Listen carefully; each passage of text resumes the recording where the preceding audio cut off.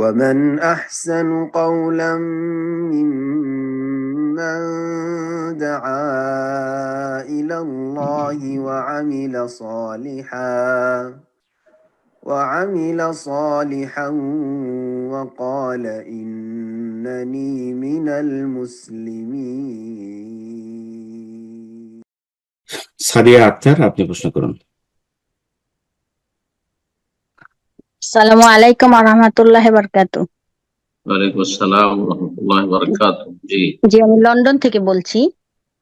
আমার বোন ও আর কি নিয়ত করেছিল যে আমার যখন বিয়ে হয়ে যাবে ইনশাল্লাহ ভালোভাবে, তাহলে ও ওমরা করবে। তে আমার বোন এই বছরে ওমরা করতে যাবে ইনশাল্লাহ। যদি ও ওমরা করতে যায় তাহলে কি একটা ওমরাতে হবে নাকি দুইটা করতে হবে, আর কিভাবে করবে ওমরাটা দ্বিতীয়টা? বিসমিল্লাহির রহমানির রহিম, আলহামদুলিল্লাহ ওয়াসসালাতু ওয়াসসালামু আলা রাসূলিল্লাহ ওয়া আলা আলিহি ওয়া সাহবিহি আজমাইন। বলছেন যে বোন ওমরায় যাবে, উনি নিয়ত করেছিলেন যে আমার বিয়ে হলে ওমরা। নিয়ত করেছিলেন না মানত করেছিলেন? দুটো কথায় পার্থক্য রয়েছে, সব সময় পার্থক্যগুলি মনে রাখবেন ভাষার। নিয়ত করেছিলেন মানে নিয়ত ছিল তখন ফরজ হয়, নিয়ত আছে, আমাদের অনেক ভালো নিয়ত থাকে কিন্তু আমরা পুরা করতে পারি না। যদি সৎ নিয়ত থাকে আর পুরা করতে অক্ষম হয়তো নেকি পাবো আমরা। তো যদি নিয়ত করে থাকেন যে বিয়ে হলে ওমরা করব, নিয়ত মানে অন্তর সংকল্প, মনের ইচ্ছা ছিল, পারলেন না পারলেও গুনাহগার না, বরং নেকি পেয়ে যাবেন ইনশাআল্লাহ। নিয়ত অনুযায়ী আল্লাহ বরকত দিয়ে দিবেন। আর যদি তিনি মান্নত করে ফেলেন আল্লাহ যদি আমার বিয়েটা হয়ে যায় তাহলে আমি একটা ওমরা করব, তাহলে ফরজ হয়ে গেছে। আল্লাহ কোরআনে বলছেন যে তারা যেন অবশ্যই তাদের মান্নত পুরা করে। ইউফুনা বিন নাযরি, আল্লাহ প্রশংসা করেছেন যারা মান্নত পুরা করে তাদের। তবে মান্নত করে কোনো লাভ নাই, উৎসাহিত করেন, অনুৎসাহিত করেছেন। জায়েজ কিন্তু খুব উত্তম কাজ নয়, বরং সৎ নিয়ত রাখবেন যাতে করে আপনারও ফরজ হয়ে গেল আর আপনি বেকায়দে পড়ে গেলে করতে পারেন, এমনটা না। যাই হোক, আলহামদুলিল্লাহ তিনি করতে পারবেন আর উমরা করতে আসছেন। এখন আসল প্রশ্ন হচ্ছে যে একটি উমরা করবেন না দুইটি? দুটি কেন করবেন? একটি নিয়ত করেছেন আর এক সফরে একটি উমরা। আসল হচ্ছে এক সফরে একটি উমরা। রাসূলুল্লাহ 4 সফরে 4টি উমরা করেছেন। হুদায়বিয়ার সন্ধির বছর রাস্তা থেকে ফিরে গেলেন, একটি উমরা সেটি গণ্য হয়ে গেল, উমরা সওয়াব পেলেন। তারপর উমরাতুল কাজা 7ম হিজরি, তারপরে উমরা যে শর্ত হয়েছিল মক্কার কাফেরদের সেই অনুযায়ী মক্কা বিজয়ের আগে দ্বিতীয় উমরা করলেন। আর তৃতীয় উমরা মক্কা বিজয়ের পরে হুনাইনের যুদ্ধের পরে উমরাতুল জেরানা নামক স্থান থেকে একটি উমরা করলেন। আর চতুর্থ উমরা করেছেন হাজ্জাতুল ওয়াদা, বিদায় হজের সাথে। 4 সফরে 4টি উমরা করেছেন। সুতরাং এক সফরে একাধিক উমরা করা আসলে সুন্নাত নয়। তবে জায়েজ কিনা, যদি মিকাতে চলে যায় তো জায়েজ, মিকাতে চলে যায় তো কোনো আপত্তি নেই। একটি উমরা করে তিনি যদি চলে যান ভালো কাজ করলেন, এক সফরে একটি উমরা, কোয়ালিটি সুন্দর হলো। কিন্তু যদি মনে করেন যে আমি ওখান থেকে মদিনা আসলাম, মদিনা থেকে আবার মক্কা যাবো, তো মদিনায় তো মিকাত আছে, জুল হলে সেখান থেকে একটা উমরা করে ফেললাম। অথবা তায়েফ দেখতে গেলাম বা ঘুরতে গেলাম আর সেখানে মিকাত আছে, সেখানে মিকাত থেকে ইহরাম করে আর একটি উমরা করলাম, তো জায়েজ। কিন্তু যেটি সুন্নতের খেলাফ, অনেকে নাজায়েজ বিদআত বলেছেন, অনেকে সুন্নতের খেলাফ হালকা করে বলেছেন, আর অনেকে বলেছেন যে যারা জীবনেও হয়তো আসতে পারবে না তারা। কিন্তু এইভাবে নবী সাল্লাল্লাহু আলাইহি ওয়াসাল্লাম সাহাবীরা কেউ করে, এমনকি নবী সাল্লাল্লাহু আলাইহি ওয়াসাল্লাম স্বয়ং এই কাজ করেননি। এমনকি মা আয়েশা রাদিয়াল্লাহু তাআলা আনহার যে ওযরের কারণে তাকে উমরা করতে পাঠিয়েছিলেন, তার সাথে তার ভাই আব্দুর রহমান যে গিয়েছিলেন সঙ্গী হয়ে, তাকেও নবী সাল্লাল্লাহু আলাইহি ওয়াসাল্লাম উমরা করতে বলেন যে তুমি উমরাও করে নিও তোমার বোনের সাথে। তাহলে বোঝা গেল যে মসজিদে আয়েশা থেকে, মসজিদে তানঈম থেকে, মক্কার ভিতরে অর্থাৎ হারামের যেটা নিয়ারেস্ট বর্ডার, নিকটবর্তী সীমানা, সেখান থেকে ইহরাম করে এসে উমরা করা, এটা শুধু মক্কাবাসীর জন্য, বাইরের লোকদের জন্য নয়। আর আমাদের ইন্ডিয়া বাংলাদেশের লোকেরা যারা দিন সম্পর্কে অজ্ঞ, কিন্তু আবেগী বেশি, এসেছি 2, 4, 10টা 20টা উমরা করে যাও, প্রতিদিন 2, 4, 5টা উমরা করছে। অনেকে অজ্ঞ যাচ্ছে এখান থেকে, দামাম থেকে মাত্র 100 টাকায় বাস, মাশাআল্লাহ, যাওয়া আসা। আর যাওয়ার পরে একটা দিন মাত্র থাকে 10-12 ঘন্টা, সকাল 8টা-9টায় নামলো আর তারপরে এসা পরে হয়তো গাড়ি ধরে আবার মদিনা টান দিল, তার মধ্যে 5টি উমরা, 2-3টে উমরা করে ফেললো না, এটা সুন্নতের খেলাফ আছে। এটি একেবারে নিম্ন কোয়ালিটির, নিম্ন মানের ওমরা, সুন্নতের খেলাফ, বেদাত হইতে পারে, যার ফলে এই ওমরার জন্য কখনো উৎসাহিত করবেন না। এক কথায় তিনি একটি ওমরা করবেন, আবার সংক্ষেপে বলছি এটাই তার জন্য যথেষ্ট। আর দ্বিতীয় ওমরা যদি করতে চান তাহলে মিকাতে যাবেন, তাইফ অথবা মদিনায় যাবেন, আর একটা ওমরা করে নেবেন। বারাকাল্লাহু ফিক। তো এ পর্যায়ে প্রশ্ন করবেন আয়েশা, আপনি প্রশ্ন করুন।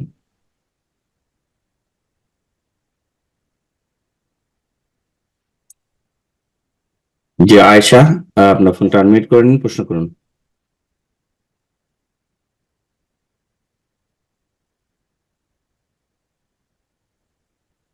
জি আয়েশা, আপনি হ্যান্ড রেজ করেছেন, প্রশ্ন আসসালামু করুন। আলাইকুম রহমতুল্লাহি বারাকাতুহু। ওয়ালাইকুম আসসালাম ওয়া রাহমাতুল্লাহি ওয়া বারাকাতুহু। জি, ভালো আছেন শেখ? ইনশাআল্লাহ।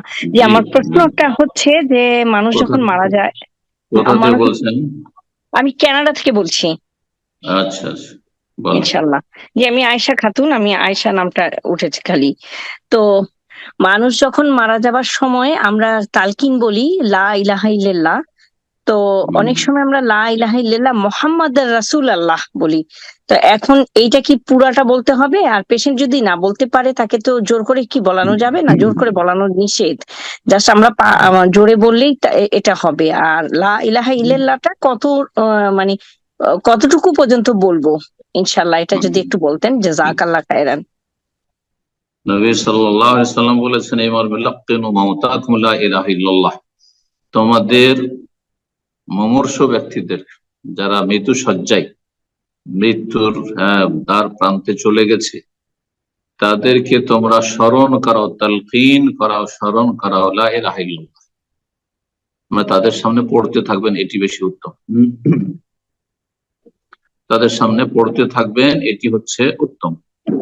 এটা করবেন না যে তাকে বলবেন যে পড়েন পড়েন পড়েন, কারণ অনেক সময় মানুষ যখন খুব অসুস্থ থাকে বিরক্তি বোধ করে, যদি না করে পড়বো না, তাহলে তো বিপদ হয়ে গেল তার জন্য। যার ফলে ওলামারা বলছেন যে নির্দেশ দেবেন না, বরং তার সামনে পড়তে থাকবে। 2বার 3বার পড়া হয়ে গেলে দেখলেন যে একবার পড়ে নিয়েছে রোগী, তাহলে বারবার পড়বেন না, কারণ বেশি বিরক্ত করা ভালো না। বারবার পড়বেন, হয়তো বিরক্তি বোধ করতে পারে, যেটা আল্লাহর অসন্তুষ্টির কারণ হবে। সুতরাং এইভাবে তারপরে যদি দেখেন যে মাঝখানে আবার দুনিয়ার কথা হয়ে গেল, কোনো কথাবার্তা বলে নিল, শেষ কথাটি যেন লা ইলাহা ইল্লাল্লাহ, এই জন্য আবার পড়িয়ে নেবেন। একবার পড়ে নিয়েছে, শুনে নিয়েছেন, চুপ থাক। জি, এইভাবে সর্বশেষ কালিমা যেন মান কানা আখিরু কালামিহি লা ইলাহা ইল্লাল্লাহ দাখালাল জান্নাহ, যার সর্বশেষ বাক্য হবে আল্লাহ ছাড়া কোনো সত্য মাবুদ নেই, সে জান্নাতে যাবে। সেটা নিষ্ঠার সাথে, অন্তরের খুলুসিয়াতের সাথে, অন্তর থেকে পড়েছে, সে কথাটি ভাষার দ্বারা প্রকাশ করেছে, এবং সেটাকে জানে প্রাণে আঁকড়ে ধরে আছে যে আমি আল্লাহর তাওহীদ, আল্লাহর একত্বে বিশ্বাসী, সেটা প্রতিষ্ঠা করছি, যদিও আমার পাপ রয়েছে যার জন্য আমি তওবা করছি অন্তর। এখন আসল প্রশ্ন আপনার যে লা ইলাহা ইল্লাল্লাহ শুধু পড়া যথেষ্ট না মুহাম্মাদুর রাসূলুল্লাহ? মুহাম্মাদুর রাসূল আল্লাহ নাই, মুহাম্মাদুর রাসূল আল্লাহ যে পড়লেন এটা ভুল উচ্চারণ, মুহাম্মাদুন রাসূলুল্লাহ যদি শুদ্ধ পড়তে চান। কিন্তু এখানে রোগীকে, মুমূর্ষ ব্যক্তিকে শুধু লা ইলাহা ইল্লাল্লাহ পড়ার কথা হাদিসে এসেছে। হাদিসটি বললাম, লাক্কিনু মাউতাকুম লা ইলাহা ইল্লাল্লাহ। বলবেন লা ইলাহা ইল্লাল্লাহ মুহাম্মাদুর রাসূলুল্লাহ, লা ইলাহা ইল্লাল্লাহ মুহাম্মাদুর রাসূলুল্লাহ না, এটা বলবেন না। তাহলে অনেকে প্রশ্ন হতে পারে, শুধু লা ইলাহা ইল্লাল্লাহতে তো মুক্তি মিলবে না যতক্ষণ পর্যন্ত দুটো বাক্যের সাক্ষ্য প্রদান না করবে, অর্থাৎ মুহাম্মাদুর রাসূলুল্লাহ সাক্ষ্য প্রদান না করবে। তার উত্তর হচ্ছে যে যেই ব্যক্তি সত্যিকার অর্থে লা ইলাহা ইল্লাল্লাহ, আল্লাহ ছাড়া কোনো সত্য মাবুদ নেই, এই কথা জানার মাধ্যমে হচ্ছেন, একমাত্র জানাবার মাধ্যমে হচ্ছেন মুহাম্মদ রাসূলুল্লাহ। সুতরাং লা ইলাহা ইল্লাল্লাহর মধ্যে মুহাম্মদ রাসূলুল্লাহ শামিল রয়েছে। কেন এই কথা বললাম? এমনিতে যখন শাহাদাত দেব তখন বলবো আশহাদু আল্লা ইলাহা ইল্লাল্লাহ ওয়া আশহাদু আন্না মুহাম্মাদার রাসূলুল্লাহ। কিন্তু এখানে শুধু লা ইলাহা ইল্লাল্লাহ কেন যথেষ্ট? যেহেতু নবী সাল্লাল্লাহু আলাইহি ওয়াসাল্লাম বলেছেন লাক্কিনু মাউতাকুম লা ইলাহা ইল্লাল্লাহ, এটি বেশি সঠিক মনে হচ্ছে। কিন্তু কেউ কেউ বলেছেন যে নবী সাল্লাল্লাহু আলাইহি সাল্লাম সংক্ষেপে বলেছেন লাক্কিনু মাউতাকুম লা, উদ্দেশ্য হচ্ছে শাহাদাতাইন, দুটো বাক্যেরই সাক্ষ্য প্রদান করা। সুতরাং কেউ যদি বলে রোগীর সামনে লা ইলাহা ইল্লাল্লাহ মুহাম্মাদুর রাসূলুল্লাহ, আশহাদু আল্লা ইলাহা ইল্লাল্লাহ ওয়া আশহাদু আন্না মুহাম্মাদান আবদুহু ওয়া রাসূলুহু, মুহাম্মাদান রাসূলুল্লাহ, তাহলে সেটি সুন্নতের খেলাফ বলা যাবে না, জায়েজ আছে, অসুবিধা নেই, ভালো কথা বলেছেন, এবং আরো বেশি স্পষ্ট করেছে। জি হ্যাঁ, আল্লাহ তাআলা আলাম। কারণ আমরা দেখেন সূরা ইখলাস সম্পর্কে অনেক বলি, কি পড়লাম, কুল হু আল্লাহু আহাদ পড়লাম, কুল হু আল্লাহু আহাদ পড়লাম, তো শুধু কুল হু আল্লাহু তো পড়েননি, আপনি পুরা সূরা ইখলাসটা পড়েছেন। সুতরাং এখানেও যদি এই ব্যাখ্যাটি করা হয় তাহলে সেটাকে একবার উড়িয়ে দেওয়া যায়। এই জন্য কেউ যদি লা ইলাহা ইল্লাল্লাহ মুহাম্মাদুর রাসূলুল্লাহ পাঠ করে তার সামনে, সেটাকে বিদআত বলা যাবে না। জি, বরং জায়েজ হতে পারে, কিন্তু তার চাইতে বেশি ভালো মনে হচ্ছে যে নবী সাল্লাল্লাহু আলাইহি ওয়াসাল্লাম যতটা বলেছেন তাতে ক্ষান্ত হন। আর তাওহীদ যার আছে তার মধ্যে রিসালাতের শাহাদাতও আছে ইনশাআল্লাহ, সুতরাং সে জান্নাত যাবে। হ্যাঁ, যদি তার অন্তরে রিসালাতের সাক্ষ্য না থাকে, আল্লাহ এক কিন্তু আমি মুহাম্মদ সাল্লাল্লাহু আলাইহি ওয়াসাল্লামকে রসুল মানি না, শেষ রসুল মানি না, কাদিয়ানি, অথবা আরবদের রসুল, সারা বিশ্বের মানুষের রসুল নয়, তাহলে সেই ব্যক্তি যতইবার লা ইলাহা ইল্লাল্লাহ কোনো কাজে আসবে না, কোনো কাজে আসবে না। কারণ অনেকে পশ্চিমা দেশে দুনিয়ার শিক্ষায় শিক্ষিতরা থাকে, তারা ভাবে যে ইহুদি খ্রিস্টান আহলে কিতাব যদি শিরক মুক্ত হয় তাহলে মোহাম্মদ রসুল্লাহকে তো রসুল মানছে না তারা, কিন্তু মুসা আলাইহিস সালামকে মানছে, ঈসা আলাইহিস সালামকে মানছে, যদি এমনটা হয় তাহলে জান্নাত পেয়ে যাবে না। কোশ্চিন কারণ এটি কুফরি আকীদা। যদি কেউ এটা বিশ্বাস করে তা সে মুসলিম নয়, সে অবশ্যই মুসলিমের। কারণ নবী সাল্লাল্লাহু আলাইহি ওয়াসাল্লামের রিসালাত হচ্ছে সারা বিশ্বের সমস্ত মানবতার জন্য, মানবতার জন্য। ওমা আরসালনাকা ইল্লা রাহমাতাল লিল আলামিন ওমা আরসালনাকা ইল্লা কাফাতাল লিন-নাস। জি, লিউনজিরাকুম বিহি ওয়া মান বালাগ। নবী সাল্লাল্লাহু আলাইহি ওয়াসাল্লাম ইন্নী রাসূলুল্লাহি ইলাইকুম জামিআ, কোরআনে বহু আয়াত রয়েছে। নবী সাল্লাল্লাহু আলাইহি ওয়াসাল্লামের রিসালাত হচ্ছে সারা বিশ্বের সমস্ত মানুষের জন্য, জিন এবং ইনসানের জন্য, শুধু মানুষ নয়, জিনদের জন্য। এমনকি আম্বিয়া রাসূল কেউ থাকলেও তিনি নাজাত পেতেন না যদি নবী সাল্লাল্লাহু আলাইহি ওয়াসাল্লাম এই কালিমা না পাঠ করলে। আল্লাহি লাউ কানা মূসা হাইয়ান মা ওয়াসিআহু ইল্লা আন ইয়াত্তাবিআনি। মূসা আলাইহিস সালামও যদি জীবিত থাকতেন আজকে, আল্লাহর কসম করে বলছে, রাসূল বলছেন, তাহলে তারও কোনো উপায় ছিল না আমার অনুসারী হচ্ছে, আমার ফলোয়ার হচ্ছে, আমার কালিমা পড়াছে। আল্লাহ সঠিক বুঝদান করেন এবং কাফেরদের থেকে প্রভাবিত হওয়া থেকে আল্লাহ যেন নাজাত দান করে। এটি হচ্ছে মানসিক গোলামি, বরং তাদের উপর প্রভাব বিস্তার করার তৌফিক দান করে। আমার এই কথাটি ভালো করে মনে রাখবেন যে আপনি বরফের মতো হবেন, প্রভাব বিস্তার করবে অন্যের উপর, আপনি প্রভাবিত হবেন না, আপনি প্রভাবিত হবেন না। আল্লাহ হেফাজত করেন সমস্ত অনিষ্ট থেকে। প্রশ্ন করবেন আলমগীর, আপনি প্রশ্ন করুন। আসসালামু আলাইকুম রাহমাতুল্লাহি ওয়া বারাকাতুহু। ওয়ালাইকুম আসসালাম ওয়া রাহমাতুল্লাহি ওয়া বারাকাতুহু। জি জি শেখ, আমি মুর্শিদাবাদ থেকে বলছিলাম। বারাকাল্লাহু ফিক, বলেন। জি, আমার প্রশ্ন যে যে ফরজ সালাতে যে মানে জোরে কেরাত হয় না, মানে আস্তে আস্তে কেরাত হয় না, মনে মনে, সেগুলাতে সূরা ফাতিহা যদি মুসাল্লি ভুলে যায় তো দুই রাকাত নামাজ তাকে পড়তে হবে কিনা, এই বিষয়ে জানতে চাইছিলাম। বা রোকন, যে সব রোকন গুলা মানে যা আছে, তো যেগুলাতে পুরো সালাত বাতিল হয় না, ওই সব রোকনের মধ্যে যে কোনো একটা রোকন ছুটে গেলে মানে কি করে করতে হবে, এই বিষয়ে জানতে চাইছিলাম। মুক্তাদির না ইমামের না একাকীর? মুক্তাদির কথা উদ্দেশ্য হচ্ছে মুক্তাদির, বুঝতে পারছি। তো যাই হোক, বলছেন যে যেসব সিররি সালাত, জোহর আসর, যেগুলোতে মনে মনে সূরা ফাতিহা পাঠ করা হয় বা সূরা পাঠ করা হয়, সেগুলিতে কেউ যদি সূরা ফাতিহা ভুলে যায়, নামাজি হচ্ছে তিন রকম। ইমাম যদি সূরা ফাতিহা ভুলে যায় তো সালাত হবে না, কারণ ইমামের জন্য সেটি রুকন। একাকী মুসল্লি, একা একা নামাজ পড়ছে, সে যদি ভুলে যায় তার জন্য রুকন সেটি না। সুতরাং সেও যদি সূরা ফাতিহা ভুলে যায়, এমনি দাঁড়ালো, সানা পড়লো, তো রুকুতে চলে গেল, নামাজ হবে, আবার ফিরে আসবে। রুকুতে যদি চলে না গিয়ে থাকে, রুকুতে যাচ্ছিল, তাহলে ফিরে এসে আবার সূরা ফাতিহা বলতে হবে। রুকুতে গেলে ফিরে আসবে, আর না হলে সেই রাকাতটি, রুকুতে এগিয়ে চলে গেছে তাহলে সেই রাকাতটি ক্যান্সেল, মাইনাস হয়ে যাবে, পুরো সালাত বাতিল হবে না, ওই রাকাতটি বাতিল। জি, সেটা যেন হয়নি গণ্য হবে না। কিন্তু মুক্তাদি যদি হয় তাহলে তার মাসআলা, এই মাসলায় জটিল ইখতিলাফ হচ্ছে, খুব ইখতিলাফ হয়েছে যে মুক্তাদির জন্য কি একই রকম রুকন যেমন একাকীর জন্য আর ইমামের জন্য? কেউ বলেছেন রুকন, যারা বলেছেন রুকন, ইমাম বুখারী, ইমাম শাফিঈ, তাদের কাছে সালাত হবে না, সেই রাকাতটি আবার পুনরায় পড়তে হবে। কিন্তু অধিকাংশ আইম্মা ইকরাম বলছেন যে তার ক্ষেত্রে যদি ভুলে যায় তাহলে সেক্ষেত্রে ছাড় আছে, সালাত হয়ে যাবে। তবে সতর্কতায় কেউ যদি সেটি আবার সেই রাকাত পুনরায় আদায় করে নেয়, আর যেমনটা বললাম যে হয়তো রুকুতে যাচ্ছিল অথবা চলে গেছে, সেটা পার করে যায়নি, তাহলে ফিরে চলে আসুন, কিয়ামে দাঁড়িয়ে যাক, আর তারপরে সূরা ফাতিহা পাঠ করুন, তারপরে রুকু করুন। তাহলে তার সংশোধন হয়ে গেল। আল্লাহু তাআলা আলাম। জাযাকাল্লাহ খায়ের। এই পর্যায়ে প্রশ্ন করবেন আসমা আক্তার, আপনি প্রশ্ন করুন। আসসালামু আলাইকুম। ওয়ালাইকুম আসসালাম ওয়া রাহমাতুল্লাহি ওয়া বারাকাতুহু। জি বলেন। জি শেখ, আমি বাংলাদেশ থেকে বলছি। বলেন। আমার প্রশ্নটা হচ্ছে, আমাদের এখানে আহ, এক মানে মা এবং মেয়ে পাশাপাশি বিল্ডিং এ থাকে। তো ওই ওই মায়ের 7 সন্তান।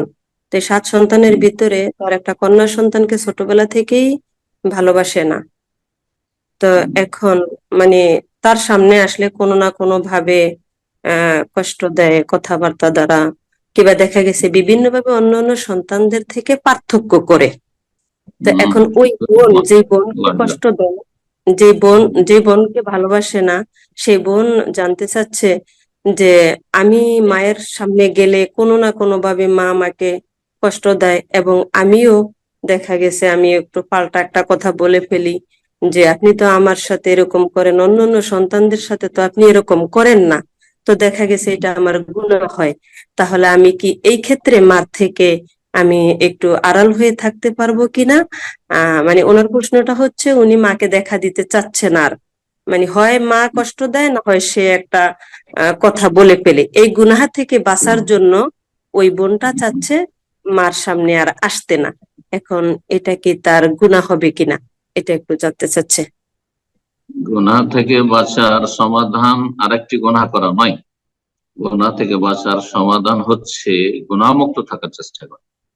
আমার যেন ভুল না হয়, কে ভুল করলো সেটা দেখার বিষয়, তার বোঝা সে উঠাবে। আশা করি বোঝা গেছে আমার কায়দা, নীতিমালা শরীয়তের। একটা গুনাহ থেকে বাঁচার জন্য আর একটি গুনাহ করা যাবে, একটি গুনাহ থেকে বাঁচার জন্য আর একটি গুনাহ করা। জি।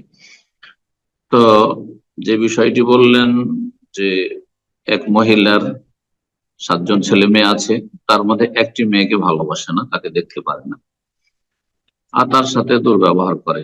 তো সে জিজ্ঞেস করতে চাইছে যে আমি যদি মা থেকে দূরে থাকি, তার সাথে কথা না বলি, তো আমার মনে হয় এটা ভালো হবে। কারণ অনেক সময় আমার দ্বারা হয়তো কোনো প্রতি উত্তরে কোনো খারাপ কথা হয়ে যাচ্ছে। খারাপ কথা বলা হারাম, জায়েজ নয়। আপনি দুনিয়াতে প্রতিশোধ নিয়ে নিলেন, তাহলে আখেরাতে কিছুই পাবেন না, কিছুই পাবেন না। আর যদি প্রতিশোধ নিতে গিয়ে সীমা লঙ্ঘন হয়ে যায়, তাহলে আরো বড় গুনাহগার হয়ে গেলে জাহান্নামে যাওয়ার কারণ। প্রথম কথা বলবো যে আপনার মাকে আল্লাহ হেদায়েত দান করুন, যার পক্ষ থেকে জিজ্ঞাসা করছে বা যার সমস্যা, কারণ সে জাহান্নামে যাওয়ার কাজ করছে। যেই ব্যক্তি ছেলে মেয়েদের মাঝে পার্থক্য করবে, কাউকে ভালোবাসবে কাউকে ভালোবাসবে না, কাউকে বেশি দিবে কাউকে কম দেবে বা বঞ্চিত করবে, সেই ব্যক্তিকে জাহান্নামে যেতে হবে। সবচাইতে নিকট আত্মীয় বান্দার হক নষ্ট করে, এমনি মানুষের বান্দার হক নষ্ট করে আল্লাহ মাফ করেন না। যে কোনো মানুষ অমুসলিমের হক কেউ নষ্ট করে, তাহলে আল্লাহ তাকে শাস্তি দেবে, আযাব দেবে। মুসলিম ফাসিক ফাজের, মুসলিম সমাজের পাপিষ্ট, তাদের হক কেউ যদি নষ্ট করে, তাতে আল্লাহ তাকে শাস্তি দেবেন। কারণ মানুষের হক নষ্ট আল্লাহ মাফ করবেন না, আল্লাহ নিজের হক মাফ করে দেবেন, কিন্তু বান্দার হক, সৃষ্টির হক আল্লাহ মাফ করবেন না। জি। বরং সে হচ্ছে নিঃস্ব সর্বহারা কিয়ামতে হাসর মাঠ। সেই মুসলিমের হাদিস, আতাদুরুনা মাইল মুফলিস, সর্বহারাকে নেকি দিয়ে সেদিন প্রতিশোধ করতে হবে। আর এখানে তো সবচেয়ে নিকট আত্মীয় হচ্ছে বাপ মা আর ছেলে মেয়ে। তো বাপ মায়ের হক নষ্ট করা সবচেয়ে বড় কাবিরা গুনাহ বান্দার হকের ক্ষেত্রে, এবং এইরকম ছেলে মেয়েদের হক নষ্ট করা হচ্ছে সবচেয়ে বড় কাবিরা গুনাহ বান্দার হকের ক্ষেত্রে। আল্লাহ কখনো মাফ করবে না। সুতরাং এই মহিলার জন্য হিদায়াত দোয়া করব, এবং সেই মেয়েকে বলবো যে আপনি দোয়া করেন আপনার মা যাতে জাহান্নাম থেকে বাঁচতে পারে, আল্লাহর আযাব কবরে যে রয়েছে তাতে বাঁচতে পারে। না হলে বান্দার হক নষ্ট করার কারণে তাকে জাহান্নামে যেতে হবে, যদিও সে সালাত আদায়কারী আর সহি আকীদার দাবিদার হয় না কেন। ঠিক, কিন্তু তার আল্লাহর ভয় ভীতি নেই, পরকাল আল্লাহর সামনে আসামির কাঠগড়ায় দাঁড়াইতে হবে, জান্নাত যেমন তৈরি আছে, জাহান্নাম প্রস্তুত হয়ে আছে, মত পেতে আছে। জি, এসব চিন্তা তার নেই, আল্লাহ হেদায়েত দান করুন। আর সে আপনার সাথে দুর্ব্যবহার করছে, সেজন্য তার সাথে দেখা করবেন না, তাকে সালাম দেবেন না, তার সাথে যোগাযোগ রাখবেন না, এইটি জায়েজ নয়। না হলে আপনিও গুনাহগার বান্দার হক নষ্ট করবেন। সে জাহান্নামে যাবে, তো আপনি জাহান্নামে যেতে চান নাকি? না, মোটেই না। সুতরাং এই ক্ষেত্রে করণীয় যে আপনি আপনার মায়ের সাথে যোগাযোগ করবেন, দেখা সাক্ষাৎ করবেন, মাঝে মধ্যে টেলিফোন করবেন, সালাম দোয়া করবেন, অবশ্য তার সাথে সদাচরণ করবেন। তার যদি কোনো উপকারে আসতে পারেন, আপনি খেদমত সেবার প্রয়োজন হয়, তা অবশ্যই আপন স্বাভাবিক অবস্থায় যা করেন তাই করবেন। তবে যদি দেখা যায় যে বাড়ি কাছাকাছি থাকার কারণে বা একই বিল্ডিং এ পাশাপাশি ফ্ল্যাটে থাকার কারণে বেশি দ্বন্দ্ব ঝগড়া হচ্ছে, তাহলে একটু দূরে অবস্থান করে মাঝে মধ্যে দেখা সাক্ষাৎ করলেন। আর বিভিন্ন ভাবে টেলিফোনে আর বিভিন্ন মাধ্যমগুলি যে রয়েছে, সেসব মাধ্যমে আপনি সুসম্পর্ক বহাল রাখার চেষ্টা করবেন। আর ধৈর্য ধারণ করবেন। যখন আপনাকে কষ্ট দিবে আপনার মা, আপনি প্রতিক্রিয়া দেখাবেন, অর্থাৎ আপনি পাল্টা উত্তর দেবেন না, চুপ থাকবেন। সবচেয়ে মহা ঔষধ এটি। বাপ মা যদি জুলম অত্যাচার করে, তাহলে আপনি চুপ হয়ে যান, চুপ হয়ে যান। বাপ মা যদি বাড়াবাড়ি করে, কোনো উত্তর দেন না, আপনি চুপ হয়ে যান, একেবারে নীরব হয়ে যান। আপনি গুনাহ থেকে বেঁচে থাকলেন, আর তারপরে দেখবেন যে সে বকর বকর করে, আর তারপরে চুপ হয়ে যান। আমার দামামে একটা ছেলে ছিল, এই করোনায় মারা গেছে, রাহিমাহুল্লাহ। সেই ছেলেটি এখানে বাংলাদেশ ইন্টারন্যাশনাল স্কুলের ছাত্র ছিল, আর মাশাআল্লাহ আমার নিয়মিত দর্শে আসতো। আল্লাহ রহম করে, আল্লাহ জান্নাতুল ফিরদৌস দান করে। সে দাড়ি গজাইতে দাঁড়িয়ে রেখে, আর বড় করে দাঁড়িয়ে রেখে। তখন তার মা বাবা যে তার উপর টর্চার শুরু করলো, দাড়ি রাখতে দেবে। বিশেষ করে তার মা তো আরো বেশি উশৃঙ্খল, আল্লাহ হেদায়েত দান করুন, হয়তো হেদায়েত পেয়েছে। তো সেই মহিলা বলছে, সে ছেলেটি এসে সরাসরি আমাকে বলছে, শেখ আমি কি করবো, এই বাড়িতে থাকা আমার জন্য খুব মুশকিল হয়ে গেছে। আমার আম্মা বলছে যে ব্লেড দেখছিস না, তুই ঘুমাইলে এসে তো দাড়ি মনে করবি, দেখাচ্ছে তাকে ব্লেড দেখাচ্ছে যে ব্লেড দিয়ে তোর দাড়ি তুই ঘুমালি মনে করি। তা আমি কি করব? আমি বললাম তাকে যে যতই কিছু বলুক না তোমার মা, তুমি কোনো উত্তর দেবে না, দাড়ি মন্ডন করে আয়, যা সেলুনে যাক, কোনো উত্তর দেবে, যাবো না এই কথা বলবে, নাহলে আবার উত্তেজিত হয়ে যাবে। বেশি শয়তান সুযোগ পেয়ে, জিন শয়তান মানুষ শয়তান বেশি সুযোগ পেয়ে, যেন কোনো চান্স দেবে না, চুপ হয়ে যাবে। এই চিকিৎসাটি, সে এই ফর্মুলাটি অবলম্বন করলো। আর তারপরে যাবে 1 সপ্তাহ পর এসে বলছে যে শেখ, এসে খুব উত্তেজিত হয় আর গালাগালি করে, আমি কোনো উত্তর দিই না, যা এখনই যা সেলুনে যা, আর দাড়ি মন্ডন করায়, কোনো উত্তর দিই না। আলহামদুলিল্লাহ ঠান্ডা হয়ে গেছে, ঠান্ডা হয়ে গেছে। আর তারপর দেখলো এই বড় বড় দাড়ি নিয়ে দুনিয়া থেকে বিদায় হয়েছে এই করোনার জামানায়। আল্লাহ যেন আমাদেরকে হিকমা কৌশল অবলম্বনে তৌফিক দান।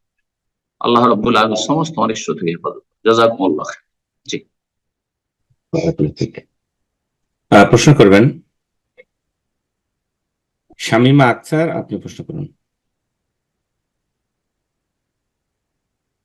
আসসালামু আলাইকুম।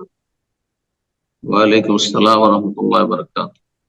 জি, আমি সৌদি আরবের রিয়াদ থেকে বলছি। রিয়াজ থেকে বলেন। মাশাআল্লাহ। যে আমার প্রশ্ন হচ্ছে যে হিজবুল মুসলিমে সকাল সন্ধ্যার জিকিরের মধ্যে 7 বার হাসবি আল্লাহু এটা, আর লা ইলাহা ইল্লাল্লাহ 10 বার পড়া, লা ইলাহা ইল্লাল্লাহু ওয়াহদাহু লা শারীকা লাহু এটা 10 বার পড়া, এটা কতটুকু সঠিক? প্রশ্ন কি আপনার, পড়া যাবে কিনা নাকি? জি, এটা ঠিক আছে কিনা, আমরা যেটা পড়ছি এটা ঠিক আছে কিনা? লা ইলাহা ইল্লাল্লাহ ওয়াহদাহু লা শারীকা লাহু লাহুল মুলকু ওয়া লাহুল হামদু ওয়া হুয়া আলা কুল্লি শাইইন কাদির।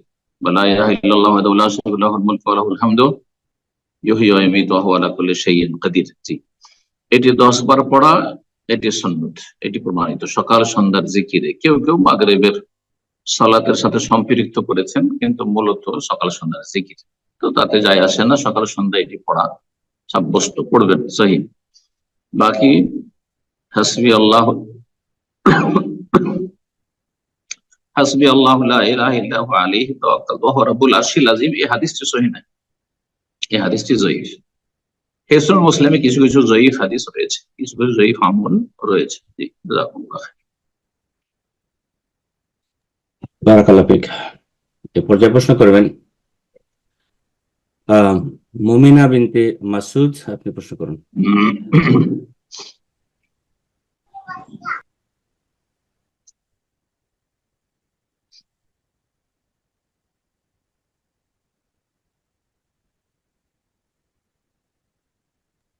মাইমুনা বিনতে মাসুদ, আসসালামু আলাইকুম ওয়া রাহমাতুল্লাহ।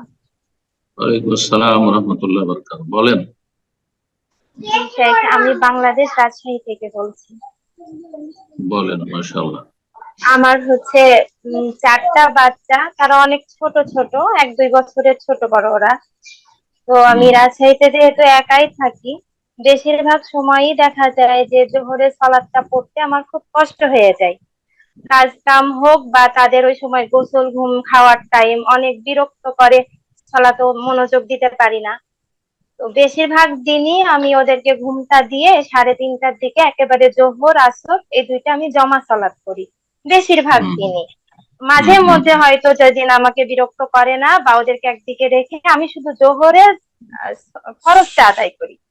তো এক্ষেত্রে কি আমি গুনাহগার হব, বা আমি অন্যান্য ফরজ সালাত ব্যতীত সুন্নাহগুলো ঠিক করে করতে পারি না, এক্ষেত্রে কি আমি গুনাহগার হব?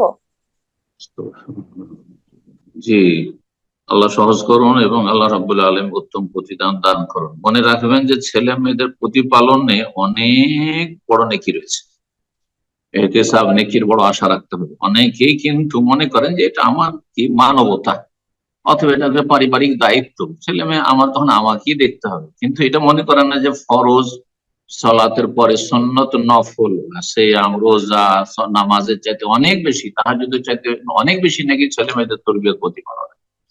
এটা সবসময় মনে রাখবেন, নিয়ত রাখবেন ইন্নামাল আমালু বিন, তাহলে আল্লাহ রাব্বুল আলামিন সেই অনুযায়ী প্রতিদান দেবেন, পারিতোষিক দেবেন।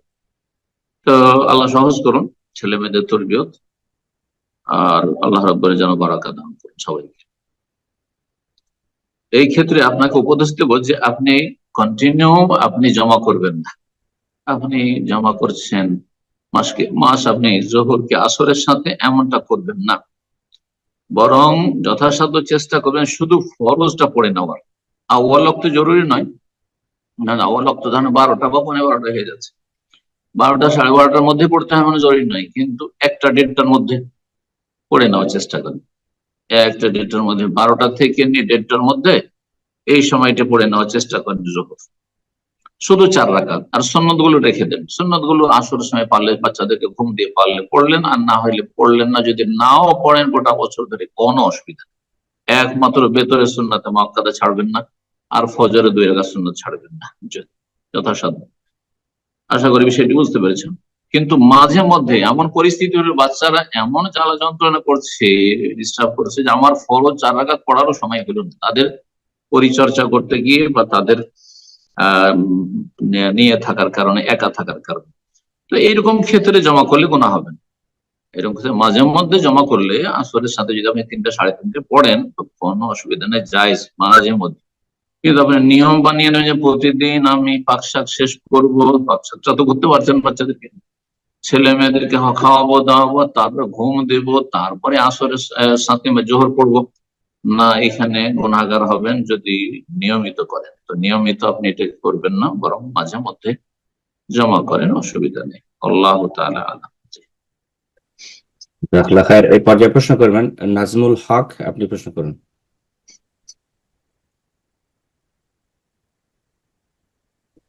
আসসালামু আলাইকুম সম্মানিত স্যার।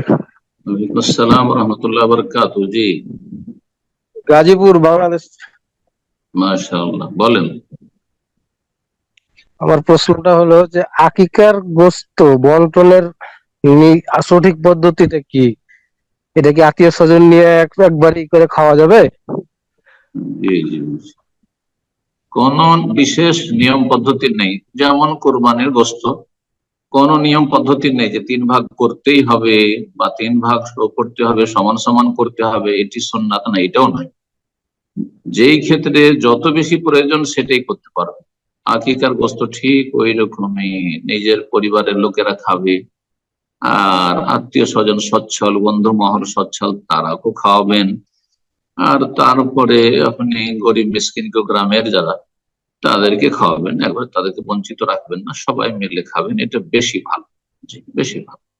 কিন্তু বেশি প্রয়োজন নিজেরই অভাব রয়েছে, বাচ্চার আকিকা হয়েছে, নিজের সংসারের জন্য রাখার প্রয়োজন রয়েছে, প্রায় সবগুলো রেখে নিলেন, সামান্য একটু হয়তো এদিক সেদিক দিলেন, তাতেও ইনশাআল্লাহ আকিকা হয়ে যাবে। আল্লাহ সন্তুষ্টির জন্য আপনি জবাই করেছেন, আকিকা সুন্নতে মুআক্কাদা পালন করেছেন, কোনো অসুবিধা নেই। জি, বারাকাল্লাহু ফিক। আমিন। প্রশ্ন করবেন আনা আব্দুল্লাহ, আপনি প্রশ্ন করুন। আসসালামু আলাইকুম ওয়া রাহমাতুল্লাহ। ওয়ালাইকুম আসসালাম ওয়া রাহমাতুল্লাহি ওয়া বারাকাতুহু। জি বলেন, আমার কোন নামটা রাখলে ভালো হয়? আপনি ঠিক শুনছি করে না আপনার আওয়াজ। আপনার কথা জি আনা আব্দুল্লাহ, আপনার কথা অস্পষ্ট, একটু মাইক ক্লিয়ার করে নিন। হ্যালো শাহেক, আসসালামু আলাইকুম। ওয়ালাইকুম আসসালাম ওয়া রাহমাতুল্লাহি ওয়া বারাকাতুহু। জি শাহেক, বগুড়া বাংলাদেশ থেকে বলছিলাম। বাংলাদেশ, বগুড়া? হ্যাঁ হ্যাঁ, বগুড়া বাংলাদেশ। বলেন। ঈদের আগে আপনার কাছে পরামর্শ চাইছিলাম যে কি নাম রাখলে ভালো হয়, তো আপনি চুজ করে দিয়েছিলাম, সেই নামটাই রাখছি, শাহেক আব্দুল্লাহ রাখছি। তো আমার জন্য একটু দোয়া করিয়েন, আব্দুল্লাহ আল্লাহর বান্দা যেন প্রকৃত অর্থেও হতে পারি। আল্লাহ কবুল করুন, আল্লাহ সকল মুমিন মুমিনাতের ছেলে মেয়েদেরকে আল্লাহ নেক করুন, সালেহীন মুসলিহিন করুন। আপনার ছেলে মেয়েকে বিশেষ করে আব্দুল্লাহকে আল্লাহ নেক সালেহ মুসলিহ আল্লাহ দ্বীনের খাদেম হিসেবে আল্লাহ বারাকাল্লাহু ফিক। শাহেক, আমার প্রশ্নটা হলো দায়ুস সম্পর্কে। কি সম্পর্কে? দায়ুস। দায়ুস, জি জি। হ্যাঁ হ্যাঁ হ্যাঁ, বলতেছি আমার ফ্যামিলির পরিস্থিতি এইরকম, আমার বাবা মারা গেছে প্রায় 3 বছর আগে। তো আমার ফ্যামিলিতে এখন আমি, আমার মা, আমার একটা বড় ভাই। আমার বড় ভাই শারীরিকভাবে প্রতিবন্ধী, ও কোনো কাজকর্ম করতে পারে না। তো এই ফ্যামিলির দায়ভার এখন আমার উপরে। তো আমি এখন হালাল হারাম মেনটেন করতে যে আমি খুব অল্প পরিমাণ আর্থিক সহযোগিতা দিতে পারতেছি আমি ফ্যামিলির। আমার ফ্যামিলির কিছু ঋণও আছে। হ্যাঁ, তো এই ক্ষেত্রে এখন আমার এই অল্প রুজি রোজগার দিয়ে আমার ফ্যামিলি চলতেছে না। এই জন্য আমার মা এখন ডিসিশন নিয়েছে যে সৌদি আরবে যাবে। একে তো আমার মা এতবার একটা লং সফরে যাবে, এটা তো মাহরাম ছাড়া, এটা তো গুনাহের কাজ। পরিচারিকার সৌদি কাজে? আরবে, হ্যাঁ হ্যাঁ হ্যাঁ, সৌদি আরবে যাবে কাজের জন্য। মানে আমার এই স্বল্প রুজিতে হচ্ছে না, আর আমাদের কিছু ঋণ আছে। তো আমার বড় ভাই প্রতিবন্ধী, ওনাকেও দেখতে হচ্ছে। তো আমার মা ডিসিশন নিয়েছে সৌদি আরবে যাবে কাজের জন্য। তো এখন আমি ভাবতেছি আমি কি দায়ুস হয়ে যাব এই বিষয়ে? আল্লাহ হেদায়েত দান করুন। আমি পরামর্শ দিচ্ছি, আর পরামর্শ শরীয়তের মাসলা কাছাকাছি পরামর্শ দিচ্ছি, বা শরীয়ত সম্মত পরামর্শ দিচ্ছি, যে আপনার মা বাইরে এভাবে একা আসা কাজের জন্য এটা সাধারণ জায়েজ নয়। একজন মহিলা একাই এক শহর থেকে আরেক শহরে কাজে চলে যাবে, ঢাকা থেকে রাজশাহী বা রাজশাহী থেকে নোয়াখালী থেকে টাঙ্গাইল থেকে এসে ঢাকায় কাজ করছে কারো বাসায়, এটা জায়েজ নয়। যদি বাইরে আসতে হয় তাহলে মাহরাম সাথে নিয়ে আসবে, মাহরাম সাথে নিয়ে। এখানে যারা পরেশগার মানুষ, তারা যে কাজের মেয়ে নিয়ে আসে, খাদেমা নিয়ে আসে, তার সাথে কিন্তু হাউস ড্রাইভার নিয়ে আসে, তার ভাইকে, তার স্বামীকে নিয়ে আসে। তো এইভাবে আপনি ছেলে, যদি এমন ভিসা হয় যে আপনার আম্মার হলো ভিসা কাজ করলো, আর আপনি কাছাকাছি থাকলেন, কারণ আপনার আম্মা ঠিক আছে, একা কি করে আসবে এখানে সফর করে? এটা হারাম, জায়েজ না। একা সফর করে ছুটি যাবে কি করে? এটাও হারাম। তারপরে হঠাৎ করে অসুস্থ হয়ে গেলে হাসপাতালে নিতে হবে, কে নিয়ে যাবে? চলতে পারছেন না, তার গায়ে হাত দিয়ে উঠাইতে হবে, তাকে নামাতে হবে, এগুলো কে করবে? তার মালিক করবে? হারাম স্পর্শ করা বেগানা মহিলা। সুতরাং একাই একজন মহিলার বাইরে কাজে আসা, অথবা নিজের গ্রামে, ঠিক আছে, নিজের গ্রামে, নিজের শহরে, ঢাকাতে একই মহল্লার মধ্যে আছে, গেল আর কাজ করে কয়েক ঘন্টা কাজ করে চলে আসে, যেমন আমাদের সাধারণত এমনটা হয় টাউন বাজার গুলোতে। তো এটা ঠিক আছে, কারো বাড়ি গেল অভাবের কারণে কাজ করে চলে আসলো, এটা একটা কাজ করতে পারে, সেখানেই কাজ করুক, সমস্যা নেই। জি। আর দূরে আসলে মাহরাম নিয়ে আসতে হবে। আর পরামর্শ দেব যে এগুলো না করে, আর বিদেশে এসে অনেকে নির্যাতনের শিকার হচ্ছে, যে কোনো দেশে হোক না কেন, জুলম অত্যাচার হচ্ছে কাজের মেয়েদের উপর। আর অনেক সময় অনেক জুলম হচ্ছে, আর বিভিন্ন জুলম, শারীরিক মানসিক সব রকম জুলমের, আর্থিক সব রকম জুলমের শিকার হয়ে যাচ্ছে। আল্লাহ হেফাজত করুন। সুতরাং আমি পরামর্শ দেবো যে নিজের বাড়িতে থেকে কাজ করবেন, নিজের বাড়িতে থেকে ধরেন টেলারিং শিখে নিলাম, হাতের কাজগুলি শিখে, হাতের মেলা কাজ রয়েছে, এই যে কাঁথা কাঁথা তৈরি করা, এগুলো শিখে নিল, এরকম মেলা কাজ হইতে পারে হাতের কাজ। চিন্তা করতে হয় যে বাড়িতে থেকে বাণিজ্যের সাথে হাতের কাজ করে কি করে কিছু রোজগার করা যায় মহিলাদের, এগুলো চিন্তা করতে হবে। যেমন এক মহিলাকে দেখলাম যে বোরকা পরে সে বোরকা পরে মাসাল্লাহ এদিকে ভালো, কিন্তু সে আপনার ধরেন অটো রিক্সা চালাচ্ছে, না এটা তার জন্য উচিত নয়। অটো রিক্সা চালাতে গিয়ে সবসময় বেগানা পুরুষদের সাথে বসতে হচ্ছে, পুরুষদের সাথে কথা বলতে হচ্ছে, অনেক অসৎ লোক আছে তারা গাড়িতে চাপবে, হ্যাঁ, আর কত লোক কত রকমের আছে, সব খারাপ লোক গুলি, আর খারাপ লোকের কুদৃষ্টি হচ্ছে আপনার ওই পেশাব পায়খানার আপনার ওই কীট পতঙ্গের মতো বা মাছির মতো, যে মাছি ভ্যান ভ্যান, যার ফলে এইসব কাজ না করে তার জন্য উচিত ছিল। এই দৃশ্যটি যখন দেখলাম ভাবলাম, যখন পর্দাটি বুঝতে পেরেছেন, তো আল্লাহর রাস্তায় যদি এটা বুঝতেন যে ওয়াকারনা ফি বুয়ুতিকুন্না, হেজাব বুঝতে পেরেছেন যে হেজাবের কথা আল্লাহ সূরা আহজাবে বলেছেন, সেই সূরা আহজাবে আল্লাহ বলেছেন ওয়াকারনা ফি বুয়ুতিকুন্না, তোমরা হে নারীরা তোমরা বাড়িতে অবস্থান করো। বাড়িতে থেকে কাজ করা যায়, রোজগার করা যেতে পারে বাড়িতে থেকে। ভালো ভালো আজকাল ধরেন রেসিপি আছে, ভালো ভালো খাবার তৈরি করে, ভালো কেক তৈরি করলো, আর বিভিন্ন খাবার তৈরি করে সাপ্লাই দিল, দিতে পারে। এটা ভালো একটা ইনকাম সোর্স যা করছে, অনেকে করছে এরকম, পশ্চিমা দেশে অনেক মহিলারা করছে, হোস্টেলে ছাত্রীদের জন্য খাবার তৈরি করে দিচ্ছে। তো মেলা রাস্তা আছে বাড়িতে থেকে হাতের কাজ করে কিছু ইনকাম করা, এটা তো ঠিক আছে। বাড়িতে অবস্থান করলো, আয়াতুল আমল হলো, আর পর্দা বিধান রক্ষা করলো, মাহারাম নন মাহারামের বিধান রক্ষা করলো, আর আর্থিক সহযোগিতা করলো, বাড়ির যে আর্থিক সমস্যা রয়েছে সেগুলির সমাধান করলো আপনার আম্মা। এটি আপনার আম্মাকে উপদেশ দেব, আর আপনাকে উপদেশ তাকে বুঝান। কিন্তু বিদেশে এসে কাজ করব, অথবা আমার বাড়ি হচ্ছে বাংলাদেশে উত্তরবঙ্গে, আর সেখান থেকে 100-200 কিলোমিটার এসে ঢাকায় কারো বাড়িতে কাজ করবেন না, মোটেই করবেন না, এটা জায়েজ নয়, এটা জায়েজ নয়। একমাত্র মাহারাম সাথে থাকলে ঠিক আছে। মাহারাম সকাল বিকাল সব সময় তার মায়ের খবর আছে, তার স্ত্রীর খবর আছে, তার বোনের খবর আছে, যোগাযোগ আছে, যোগাযোগে কোনো বাধা দেয় না, তাহলে ঠিক আছে। আল্লাহ তাআলা আলাম। দিনের বেলা কাজ করবে আর রাতের বেলা স্বামীর কাছে চলে আসবে, বা ছেলের রুমে চলে আসবে, আর সেখানে ছেলের সাথে থাকবে। এটা হচ্ছে নিরাপদ অপরের বাড়ি কাজ করার মানে ব্যবস্থা বা পরামর্শ, সুপরামর্শ। আল্লাহ যেন আমলের তৌফিক দান করে। জাযাকুমুল্লাহ খাইর। বারাকাল্লাহু ফিক।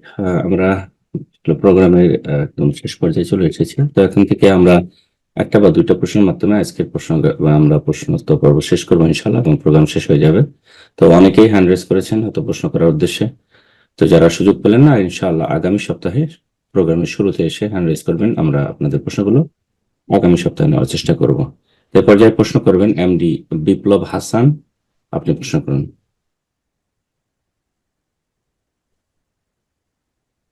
আসসালামু আলাইকুম। ওয়ালাইকুম আসসালাম ওয়া রাহমাতুল্লাহি ওয়া বারাকাতুহু। জি, আমি বাংলাদেশের ঢাকা বিভাগ থেকে বলছি শেখ। মাশাআল্লাহ, বলেন। আমার প্রশ্নটি হচ্ছে শেখ, আমি যদি শ্রম বিমুখ না হয়ে তকদিরের উপর বিশ্বাস করে কথা বলি যে আমার তকদিরে যা লেখা হয়নি তা কখনোই পাবো না, আর যা আমার তকদিরে লেখা আছে তা কখনোই বাদ পড়বে না, তাকদিরের উপর আমার এই বিশ্বাসটা সঠিক কিনা? বিশ্বাস একেবারে সঠিক, কিন্তু আপনাকে কর্মহীন হইলে হবে না, কর্মঠ হইতে হবে, হরকত করতে হবে, তবে তকদিরে বরকত আসবে। কথা বোঝা গেছে? আর আপনি যে কথাটি বললেন এটি তো এই দুয়ার সার কথা, আল্লাহুম্মা লা মানিআ লিমা আতাইত ওয়া লা মুতিআ লিমা মানাত ওয়া লা ইয়ানফাউ যাল জাদ্দ মিনকাল জাদ্দ। সালাম ফেরার পরে যে সুন্নতি দোয়া জিকির আজকারগুলি রয়েছে, তার একটি গুরুত্বপূর্ণ জিকির আপনারা সবাই এত মুখস্থ রাখেন। নামাজি যারা সুন্নতের তরিকা নামাজি, তাদের এই দোয়া মুখস্থ আছে, আল্লাহুম্মা লা মানিআ লিমা আতাইত, আল্লাহ তুমি যেটা দাও সেটাতে কোনো শক্তি বাধা দিতে পারবে না, মানে আমার নসিবে যদি রাখো তো কোনো শক্তি বাধা দিতে পারবে না, কোন প্রতিকূলতা বাধা সৃষ্টি করতে পারবেন না বা বাধা তৈরি করতে পারবেন না। আর ওয়ালা মুতিআ লিমা মানাত, আর তুমি যদি বাধা দাও আমার নসিবে না রাখো, তো দুনিয়ার কোন শক্তি আমাকে দিতে পারে না, কোন শাসকও দিতে পারে না, সারা বিশ্ব একদিকে হয়েও দিতে পারে না। কথা বোঝা গেছে? হায়াত দিতে পারবে, সুস্থতা দিতে পারবে, রক্ষা করতে পারবে না? কেউ পারবে না। দুর্ঘটনা থেকে রক্ষা করতে বাঁচাতে পারবে না? মোটেই পারবে না। আল্লাহ এরই আপনি সার কথা আপনি বিশ্বাস রেখেছেন যে আমার তকদিরে যেটা আছে সেটা হবেই, পাবোই যদি তকদির রিজিক থাকে, আর তকদিরে যদি রিজিক না থাকে, চাকরি না থাকে, তো পাবো না। এটি তো হক কথা, কিন্তু তার সাথে কর্ম করতে হবে। যেমন আমরা বলি তকদিরে যদি থাকে যে আমি সৌদি আরবে থাকবো, তো অবশ্যই থাকবো, কোন শক্তি আমাকে বের করতে পারবে। আর যদি তকদিরে না থাকে, কোন শক্তি আমাকে রাখতে পারবে, কোন শক্তি আমাকে রাখতে পারবে। আল্লাহ মানি আল্লাহ মাহাতাই তো আল্লাহ মত মানাত। জি, আশা করি বোঝা গেছে। বারাকাল্লাহ ফিকুম। আমিন। আজকে সর্বশেষ প্রশ্ন করবেন মোহাম্মদ ইমান। মোহাম্মদ ইমান, আপনি প্রশ্ন করুন।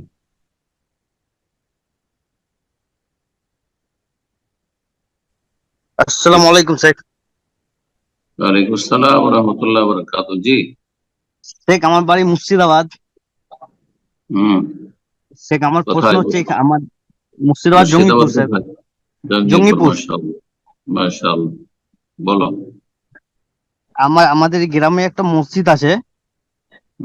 এই মসজিদে আপনার এই মসজিদ আপনাকে দান করেছে, তো যে তার বংশধূত গুলো এখন ওই মসজিদটাকে নিজের দাবি করছে, দিয়ে অনেক ঝামেলা হওয়ার পর, বিচার হওয়ার পর ওই মসজিদটাকে ওনাদেরকে দিয়ে দেওয়া হচ্ছে, ওদের বংশকে। তো এখন অনেকজন বলছে, অনেক গ্রামের লোক বলছে ওই মসজিদে সালাত হবে না। তো আমাদের মুসল্লি যারা এই গ্রামের মুসল্লি আছে তারা কি করবে, কোথায় সালাত পড়বে? ওই মসজিদের মালিকের সালাত আদায় করতে বাধা দিচ্ছে? হ্যাঁ, বলছে ওই মানে আপনাদের পুরো ওই বংশটা, যে বংশটা দান করছে ওর দাদুরা, ওরা এখন ওদের দাবি করছে, বলছে ওরা ওদের দাবি করছে, বলছে এটা আমাদের মসজিদ। আমাদের মসজিদ মানে আমাদের মসজিদ বলতে আমরা জমিটা দিয়েছি বলতে চাইছে না? বলতে চাইছে যে আমরা জমিটা দিয়েছি, এটা বলতে অসুবিধা নেই। কিন্তু যদি বলে এটা আমাদের মসজিদ, এখানে আমাদের বংশ ছাড়া বা আমাদের গোত্র ছাড়া অন্যরা নামাজ পড়তে পারবে না, তাহলে অন্য জন নামাজ পড়া যায়। বাধা দিচ্ছে, আজান দিতে যায় না। হ্যাঁ, আজান দিতে দেন, আজান ভিন্ন জিনিস। আজান দেওয়ার অধিকার যে মুয়াজ্জিন যাকে নিযুক্ত করবে মসজিদের মুতাওয়াল্লি, সে আজান দেবে। ইমাম যাকে নিযুক্ত করবে সে ইমামতি করবে। অন্য কেউ বলতে পারে না যে আমাকে ইমামতি করতে দেয় না, তো আমাকে আজান দিতে দেয়, এটা ভুল কথা। কিন্তু নামাজ পড়তে বাধা দিচ্ছে আমাদের মসজিদ তোমরা আসবে না বলছে, সঠিক কথা বলেন, শুনছেন?